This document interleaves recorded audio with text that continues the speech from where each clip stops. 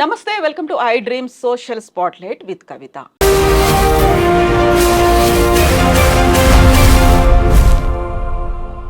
తెలంగాణలో ట్రాఫిక్ నియంత్రణ కోసం రేవంత్ రెడ్డి సర్కార్ ఒక నిర్ణయాన్ని తీసుకుంది. ట్రాన్స్జెండర్ పర్సన్స్ని వాలంటీర్లుగా నియమించాలని ఒక నిర్ణయం తీసుకున్నారు. వారికి స్టైఫండ్ ఇస్తామంటూ యూనిఫామ్కి సంబంధించి కూడా ఆలోచనలు మొదలయ్యాయి. అధికారుల సూచనలు తీసుకుంటోంది తెలంగాణ రాష్ట్ర సర్కార్. ఇప్పుడు వచ్చినటువంటి ఒక డెసిషన్ అనేది అధికారుల సూచనలు తీసుకోవాలి, ట్రాన్స్జెండర్ పర్సన్స్ని నియమించాలి వాలంటీర్లుగా. ఎలా చూస్తున్నారు మీరు? ఫస్ట్ ఆఫ్ ఆల్ అంటే థ్యాంక్ యూ. మీరు ట్రాన్స్జెండర్ పర్సన్స్ అన్నారు, వ్యక్తులు అన్నారు. నిజంగా నేను చూసిన ట్రాన్స్జెండర్స్ అని మాత్రమే ఉంది అందులో కూడా. మీరు అన్నారు, that's like thank you so much. This is really a welcoming step and announcement also. మేము చాలా హర్షిస్తున్నాము and thanks for the CM for coming out this proposal అనేది. చాలామందికి మాకు డౌట్ ఏంటి అని అంటే దీనికి దానికి ఏమన్నా లింక్ ఉందా, కనెక్షన్ ఉందా, ఆ నేపథ్యంలో సీఎం గారు చెప్తా ఉన్నారనే డౌట్ చాలా కమ్యూనిటీ వాళ్ళకి ఉంది. ఇప్పుడు ఓన్లీ పోలీస్ డిపార్ట్మెంట్ అనే సీఎం గారు అంటున్నారు. ట్రాఫిక్ సంబంధించింది ఒకటి. మూడో విషయము, ఒక హిస్టారికల్ గా మనం చూస్తే వేర్వేరు స్టేట్ గవర్నమెంట్స్ అంటే ఏదైనా స్టేట్ గవర్నమెంట్ ఒక పాలసీ విషయంలో నిర్ణయం తీసుకోవాలనుకున్నప్పుడు మిగిలిన స్టేట్స్లో ఏం జరుగుతుంది, జాబ్స్ అయితే డిక్లేర్ చేశారు. బట్ సంప్రదించి ఉంటే ఇంకా బాగుండేది కమ్యూనిటీని. అంటే ప్రతిసారి గవర్నమెంట్ దగ్గరికి వెళ్ళినప్పుడల్లా మేము అనేది ఏంటంటే ఒక్క రాత్రిలో వచ్చింది కాదు భిక్షాటన, సెక్స్ వర్క్ అన్నది మా కమ్యూనిటీకి. తరతరాలుగా మమ్మల్ని ఆ డిస్క్రిమినేషన్ స్టిగ్మా తోటి త్రో అవుట్ చేయటం వల్ల సిస్టమ్ అందులో అండ్ దానికే కన్ఫైన్ చేసినట్టుగా ఉన్న సొసైటీ ఇప్పుడు నుంచి ఉన్నాము. ఒక్క రాత్రిలో స్విచ్ ఆఫ్ చేసేసి ఇదంతా స్విచ్ ఆన్ అయిపోండి జాబ్స్ కంటే. దట్ హౌ ఇవన్నీ కూడా కన్సిడర్ చేయాలి, క్లాసిఫై చేయాల్సినటువంటి అవసరం ఉంది. ఎవరిని మేము అప్రోచ్ అవుతున్నాం, జస్ట్ లైక్ దట్ ర్యాండమ్ గా వెళ్ళి రోడ్ల మీద ఇలా కనిపించారు పిక్ చేసుకొని వచ్చాము అనేది కాదు కదా. ఒక కన్స్ట్రక్టివ్ గా జరగాల్సినటువంటి అవసరం అయితే ఉంది. అంటే నేను చెప్తున్నా కదా, అంటే ఈ గవర్నమెంట్ వచ్చాక చాలా మూవ్స్, ఒక్క అడుగు ముందుకు పడుతుంది and very progressive moves. I should appreciate that. But what is the proper formal procedure? A procedure ద్వారా మీరు అంటే ఒక నోటిఫికేషన్ మీరు పెడతారా, దానికి అప్లై చేసుకోవాలా, జియో రిలీజ్ అవుతుందా, కన్సర్న్ ఆఫీసర్స్ ఉంటారా, how you have to do అనేది they should be a formal procedure for this recruitment actually. Overall గా ట్రాన్స్జెండర్ పర్సన్స్ ఎలా రియాక్ట్ అవుతున్నారు? మనతో పాటుగా ఉన్నారు transgender persons rights activist Rachana Mudraboina గారు. రచన గారు నమస్కారం అండి. సో సరికొత్త నిర్ణయం, గతంలో బోల్డ్ అంతా సవరణలు అనుకోవాలా లేకుంటే ఏం చేయాలి, సమీక్షలు ఇవన్నీ బోల్డ్ జరిగాయి ట్రాన్స్జెండర్ పర్సన్స్ కి సంబంధించి, వాళ్ళకి సేఫ్టీ, సెక్యూరిటీ, లైవ్లీహుడ్ వీటన్నిటి మీద. ఇప్పుడు వచ్చినటువంటి ఒక డెసిషన్ అనేది అధికారుల సూచనలు తీసుకోవాలి, ట్రాన్స్జెండర్ పర్సన్స్ ని నియమించాలి వాలంటీర్లుగా. ఎలా చూస్తున్నారు మీరు?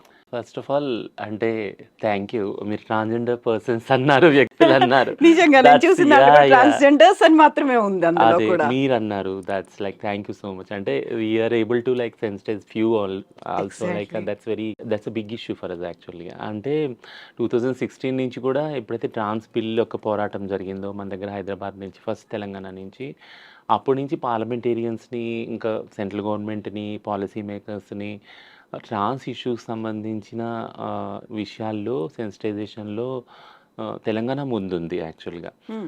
Thank God. లైక్ అంటే గత ప్రభుత్వం ఒక వెల్ఫేర్ బోర్డ్ పెట్టింది, 2 crores అలాట్ చేశారు వాళ్ళు బడ్జెట్. ఈ గవర్నమెంట్ ఫస్ట్ పాలసీనే ట్రాన్స్ వాళ్ళని ఇంక్లూడ్ చేసింది, మహాలక్ష్మి పాలసీ మీకు తెలుసు.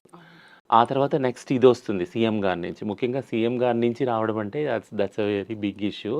దీని వెనుక చాలా అంటే పొలిటికల్గా చాలా వర్క్ జరిగింది. మీకు తెలుసు Telangana women and transgender joint action committee ప్రకారం మేమందరం ఒక జాయింట్ యాక్షన్ కమిటీలో పనిచేస్తున్నాం మహిళల రైట్స్ కోసం, పిల్లలు, ట్రాన్స్జెండర్ వ్యక్తుల కోసం అని. అందులో భాగంగా లాస్ట్ టైం కూడా నేను చెప్పాను, రాహుల్ గాంధీ గారు భారత్ జోడో యాత్ర వచ్చినప్పుడు ఒక రిప్రజెంటేషన్ ఇచ్చాం హెల్త్ పాలసీకి సంబంధించి main.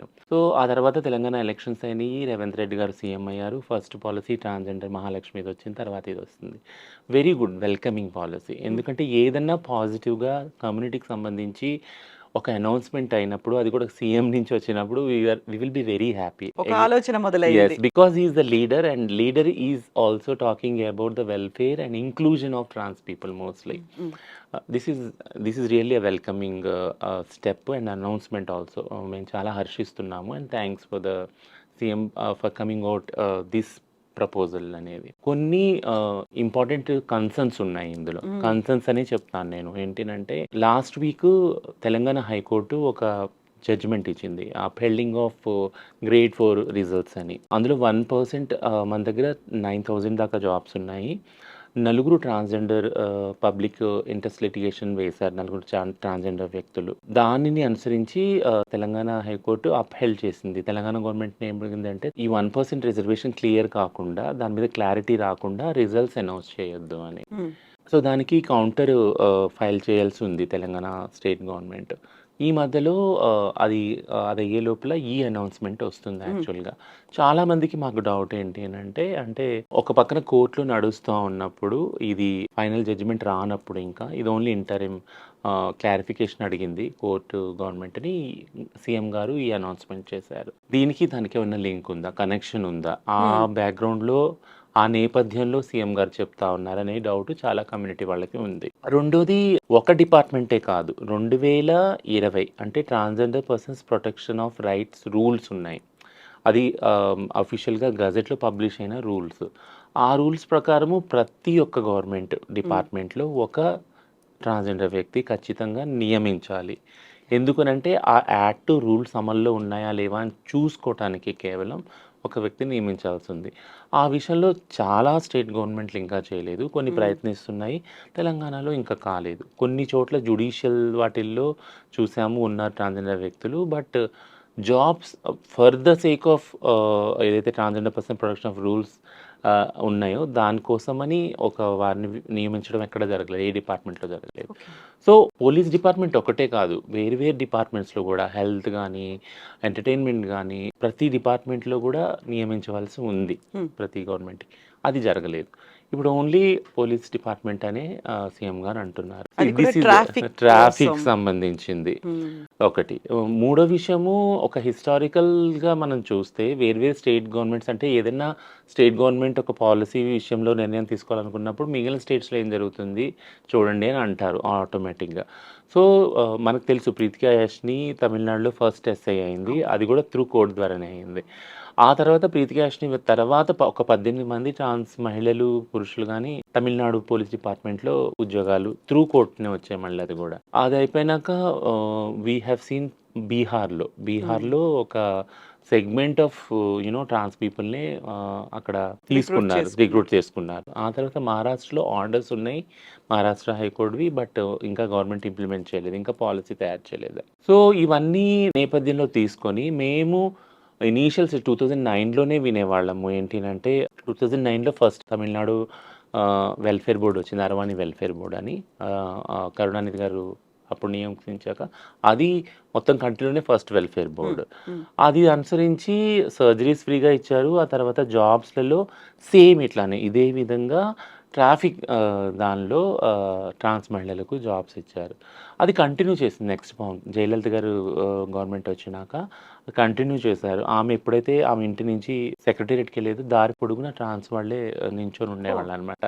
So so we use to feel proud. అంటే షీ జస్ట్ వాంటెడ్ సీఎం కాన్వాయ్కే ఉండేవాళ్ళు విమెన్ అండ్ ట్రాన్స్ విమెన్ అన్నప్పుడు we felt very proud of that అనమాట. సో హిస్టారికల్గా తీసుకున్న ఇవన్నీ ఉన్న బ్యాక్గ్రౌండ్ నేపథ్యంలో ఈ నిర్ణయం తీసుకున్నారా అని కూడా ఒక రిఫరెన్స్ మనకు కనపడతా ఉంది. ఇది third issue. Fourth main issue ఏంటి అంటే జాబ్స్ అయితే డిక్లేర్ చేశారు, బట్ సంప్రదించి ఉంటే ఇంకా బాగుండేది కమ్యూనిటీని. అంటే మేము ఎప్పుడు ప్రతిసారి గవర్నమెంట్ దగ్గరికి వెళ్ళినప్పుడల్లా మేము అనేది ఏంటంటే ఒక కమ్యూనిటీ కన్సల్టేషన్ పెట్టండి. What are the priorities, representatives ఎవరు ఉన్నారు, what are the priorities. Horizontal reservation సంబంధించి ఆల్రెడీ కోర్టులో జరుగుతూ ఉంది, పిఐఎల్ జరుగుతూ ఉంది.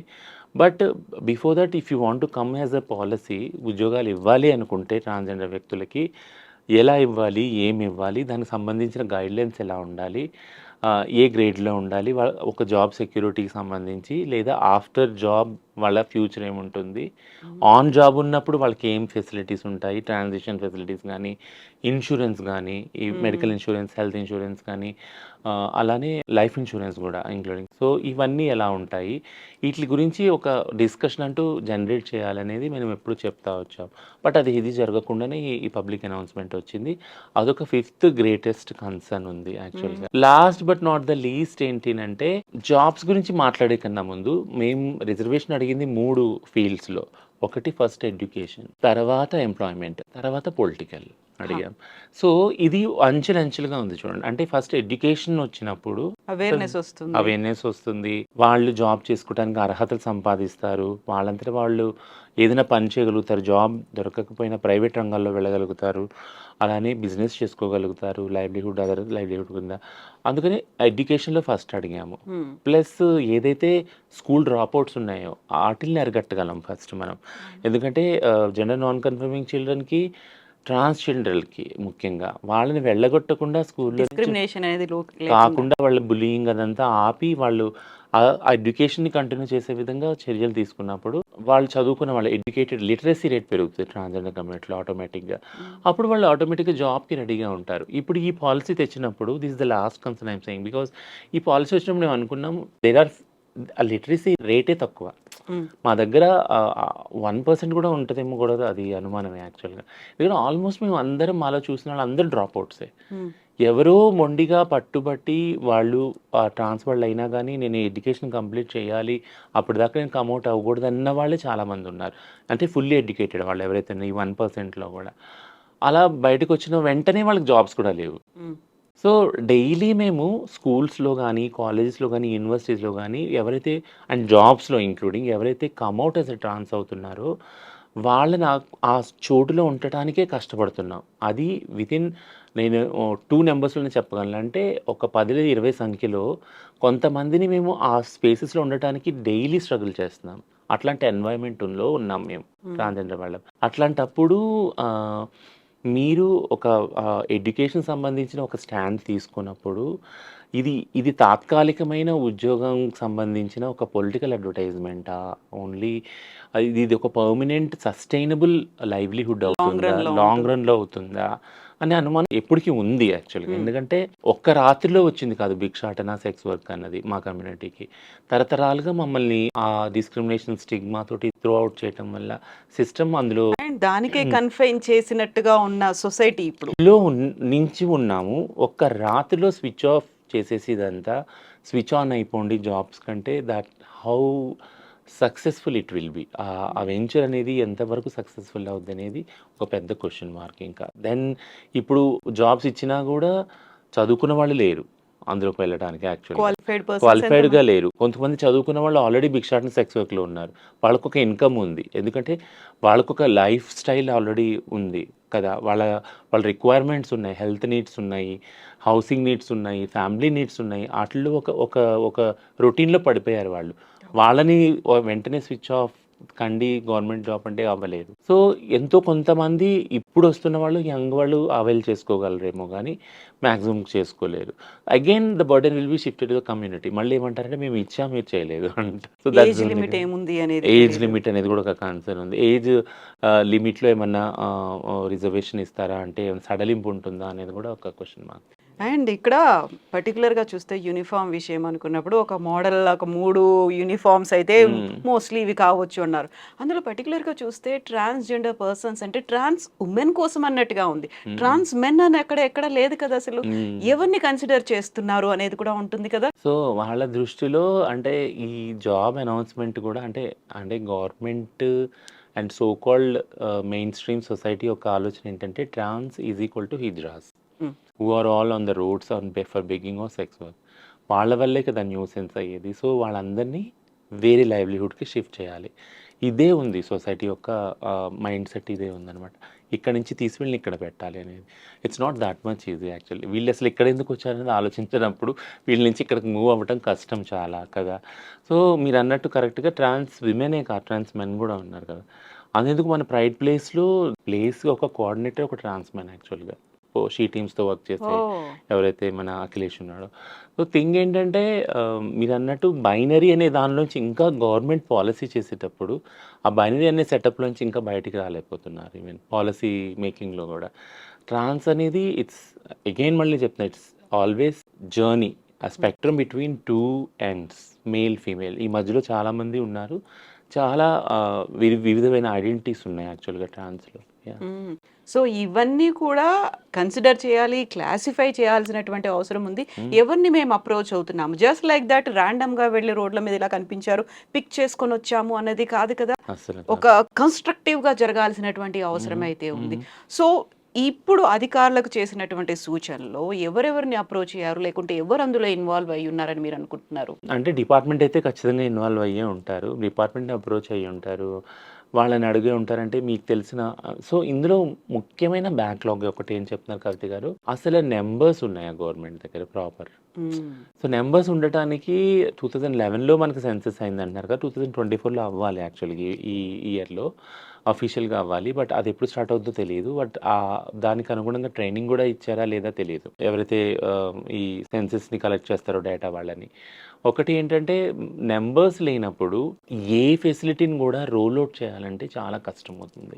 మీకు తెలిసే ఉంటుంది, అంటే ఇప్పుడు ఇనీషియల్గా సమగ్ర సర్వే జరిగింది, అప్పుడు మేము సెక్రటేరియట్కి వెళ్ళినప్పుడు అడిగాము చూచాయిగా, అసలు మీరు సమగ్ర సర్వే చేసి ఉంటారు కదా అంటే, ఆ రిజల్ట్స్ అయితే బయట ఎవరికి పెట్టలేదు, బట్ ఓటర్ కార్డ్ ఫస్ట్ ఒక 200 మెంబర్స్ ఉంటారేమోనండి స్టేట్ వైడ్గా. స్టేట్ వైడ్గా. అంటే దాన్ని మేము చూసి 200 మెంబర్స్, ఇది అంటే ఎంత ఏ లెక్క? తక్కువ, ఏ లెక్క అవుతుంది అనేసి. యాక్చువల్గా రీసెంట్గా కూడా ఒక ఆర్టికల్లో 2 డిస్ట్రిక్ట్స్లో మెంబర్స్ని కంపేర్ చేసినప్పుడు ట్రాన్స్జెండర్ వాడిని 30 మంది ఈచ్ డిస్ట్రిక్ట్ అని, 30 మంది ఏ లెక్కంగా. సో థింగ్ ఏంటంటే ప్రాపర్ ఇది లేదు, డేటా లేదు, సెన్సెస్ లేదు గవర్నమెంట్ దగ్గర. లేకపోవటానికి చాలా కారణాలు ఉన్నాయి, అది నేను ఒప్పుకుంటాను. అంటే ఆధార్ కార్డులో చాలామంది మెయిన్ ఫీమేల్ అని ఉన్నాయి, ట్రాన్స్ అని పర్టికులర్గా లేకపోవటం వల్ల రాదు, ఓటర్ కార్డులు కూడా మేల్ ఫీమేల్ అని ఉన్నాయి ఇవన్నీ. సో ట్రాన్స్జెండర్ సర్టిఫికేట్ ఎప్పుడైతే 2019 చట్టం కింద అవుతుందో వెబ్సైట్లో, అవి కూడా చాలామంది చేసుకోవడంలో వెనకబడి ఉన్నారు. ఎందుకంటే అది ఆన్లైన్లో ఉంది, చాలామంది చదువు రాని వాళ్ళు. ఆఫ్లైన్ ఇంకా ఇప్పుడు 1-2 ఇయర్స్ నుంచి మేము పుష్ చేయడం వల్ల అవుతున్నాయి, కొన్ని సఖీ సెంటర్స్లో అక్కడ తెలంగాణలో చేస్తున్నారు వాళ్ళకి. బట్ ప్రాపర్గా ఆఫ్లైన్లో ఒకవేళ ట్రాన్స్జెండర్ వాళ్ళు చేసుకోవాలన్నా కూడా ఆ వెసులుబాటు కూడా లేదు, అంత టైం కూడా లేదు యాక్చువల్గా. ట్రాన్స్జెండర్ వారు పొద్దున్న లేస్తే భిక్షాటనకి వెళ్ళటం, రాత్రి అయితే సెక్స్ వర్క్, ఈ అవైలబిలిటీ లేదు. సో సెన్సెస్ అనేది రాదు అన్లెస్ అంటే గవర్నమెంట్ పట్టించుకొని స్టెప్ డౌన్ చేసి ఆ సెన్సెస్ అన్ని. ఇప్పుడు కొత్తగా వచ్చింది ఏంటి అంటే రేషన్ కార్డ్స్ ఇస్తామని అంటున్నారు, వెరీ గుడ్, అది వెరీ గుడ్ మూవ్. అంటే నేను చెప్తున్నా కదా, అంటే ఈ గవర్నమెంట్ వచ్చాక చాలా మూవ్స్, ఒక్కొక్క అడుగు ముందు ఒక్కొక్క అడుగు ముందు and very progressive moves. I should appreciate that. అంటే I will be devil's advocate at the same time. అంటే అది నేను ఆ కమ్యూనిటీ, నేను అంటే ఆ వెనుకబాటుతనం నుంచి వచ్చాను కాబట్టి, అది అనుభవించాను కాబట్టి, ఎక్స్పీరియన్స్ ద్వారా నేను చెప్పగలుగుతున్నాను. అంటే this is not enough for me అన్నట్టు, నా కమ్యూనిటీకి ఎనఫ్ కాదు అనేసి. బట్ ఏదైతే మూవ్ తీసుకుంటున్నారో అది ఖచ్చితంగా అప్రిషియేట్ చేస్తున్నాము. ఇప్పుడు ట్రాన్స్జెండర్ కార్డ్స్ ఇస్తానని ఒక స్టెప్ తీసుకున్నారు, విచ్ ఈస్ వెరీ గుడ్. ఎందుకంటే ప్రతిదీ రేషన్ కార్డ్తోని లింక్ అయ్యింది. ట్రాన్స్జెండర్ ఐడి కార్డు ఉన్నా లేకున్నా, లేదా ఆధార్ కార్డు ఉన్నా లేకున్నా, రేషన్ కార్డు ఇచ్చినప్పుడైతే అందరికైతే రోటీ కపడా మకాన్ అయితే ముఖ్యం కదా అది. సో కాబట్టి ఫస్ట్ ఫుడ్ నుంచి స్టార్ట్ చేసుకుంటే రేషన్ కార్డు వస్తుంది. రేషన్ కార్డుని పెన్షన్కి, హౌసింగ్కి, వేరే వాటికి లింక్ చేయొచ్చు. ప్రత్యేకించి సెల్ఫ్ హెల్ప్ గ్రూప్స్ కూడా స్టార్ట్ చేసాము, అవుతున్నాయి. థింగ్ ఏంటంటే ఈ సోకాల్డ్ ఏదైతే పోలీస్ డిపార్ట్మెంట్లో ఇది అనే వస్తూ ఉందో, ఇది కన్సల్టేటివ్ ప్రాసెస్లో జరగలేదు అనేది ఒకటి కన్సర్న్, అంతకుమించి. ఎందుకంటే అందులో సెక్యూరిటీ ఉంటుందా, ఎవరిని తీసుకుంటారు, శాలరీ ఎంత ఉంటుంది, జాబ్ అంటే ఇన్సూరెన్స్ ఉంటుందా, సర్జరీస్ ఉంటాయి, సర్జరీస్ చేసుకున్నాక ఎలాగైతే హెల్త్ ఆడవాళ్ళకి ఎట్లాగైతే మెటర్నిటీ లీవ్ ఉంటుందో అలా ఉంటాయా మాకు కూడా, ఇవన్నీ కన్సర్న్స్ ఉన్నాయి యాక్చువల్గా. ఇవన్నీ కూడా డిస్కస్ చేయవలసిందే. అందుకే నేను అన్న this a long way to go actually ahead after this decision came in to public by CM like. So అన్ని డిస్ట్రిక్ట్స్ లో పెడతారా ఏంటి అనే దాంతో పాటుగా ఇప్పుడు గ్రేడ్ 4కి సంబంధించి అందులో 1% అంటే 90 మందికి ఉద్యోగాలు రావాల్సినటువంటి అవసరం ఉంది. అక్కడైతే ఫిక్స్డ్ గా కనిపిస్తుంది 90 మందికి ఉద్యోగాలు వస్తాయి అనేది. ఇక్కడ ఎంత మంది రిక్వైర్మెంట్ ఉంది, ఎంత మందిని ఏ పర్సెంటేజ్ లో తీసుకుంటాము అవన్నీ రాలేదు. కాకపోతే మనం ఇంకా ఎర్లీ స్టేజ్ లో మాట్లాడుకుంటున్నామా, లేదు సీఎం అనౌన్స్ చేశారు కాబట్టి ఇవన్నీ కన్సర్న్స్ ని సీఎం దాకా వెళ్ళాలని మాట్లాడుకుంటున్నామా? ఖచ్చితంగా సీఎం దాకా వెళ్ళాలి. అంటే ఇవన్నీ జరుగుతాయనే నేను అనుకుంటున్నాను. ఎందుకంటే రా మహాలక్ష్మి పథకం వచ్చినప్పుడు దానిలో ఉన్న కొన్ని స్పష్టీకరణలు అడిగినప్పుడు అవి క్లారిఫై అయినాయి. హ్మ్. ఎవరికి ఇస్తారు ట్రాన్స్‌జెండర్ అని. అంటే నేను ఇప్పుడు ప్యాంట్ షర్ట్ ఏసుకున్నాను. But I identify myself as a trans from Telangana. Other state నుంచి అయితే ఇవ్వరు. నాకు ఐడీ కార్డ్ ఉన్నా గానీ. ఫ్రమ్ తెలంగాణ ప్యాంట్ షర్ట్ ఏసుకున్నా ఇవ్వాలి అనే దాన్ని మేము పుష్ చేసాం. కొన్ని రోజులు ఇవ్వలేదు. హ్మ్. చీర కట్టుకున్న వాళ్ళకి వాళ్ళు ట్రాన్స్ గానీ మీరెక్కడ ట్రాన్స్ అన్నప్పుడు దెన్ వీ హ్యావ్ మేము వెళ్లి సెన్సిటైజ్ చేయాల్సొచ్చింది. ఇన్ హ్మ్. పర్సన్ వాళ్ళకి లేదు కండక్టర్‌లకి ఐడెంటిటీ ఐడెంటిటీ నిరూపించుకోవాలి. నిరూపించుకోవాల్సిన అవసరం లేదు. వాళ్ళ ఎటైర్ చూసి మీరు అనకండి ఇందులో ట్రాన్స్ మెన్ ఉన్నారు. Trans women who are not transition as a women into binary ఉన్నారు. ఇట్లా ఉన్నారు కాబట్టి వాళ్ళ కార్డ్ చూసి యూ హ్యావ్ టు అలౌ అనేసి. సో ప్రతి దానిలో we have to step in and do. ఇంకోటి ఏదైతే క్లినిక్స్ రీసెంట్‌గా 33 డిస్ట్రిక్ట్స్‌లో కూడా క్లినిక్స్ స్టార్ట్ చేస్తారని ఒక అనౌన్స్‌మెంట్ అయింది. విచ్ ఈస్ వెరీ వెల్కమింగ్ హ్మ్. అనౌన్స్‌మెంట్. ఎందుకంటే and Telangana will be the first state in across the country to have such a move అనమాట.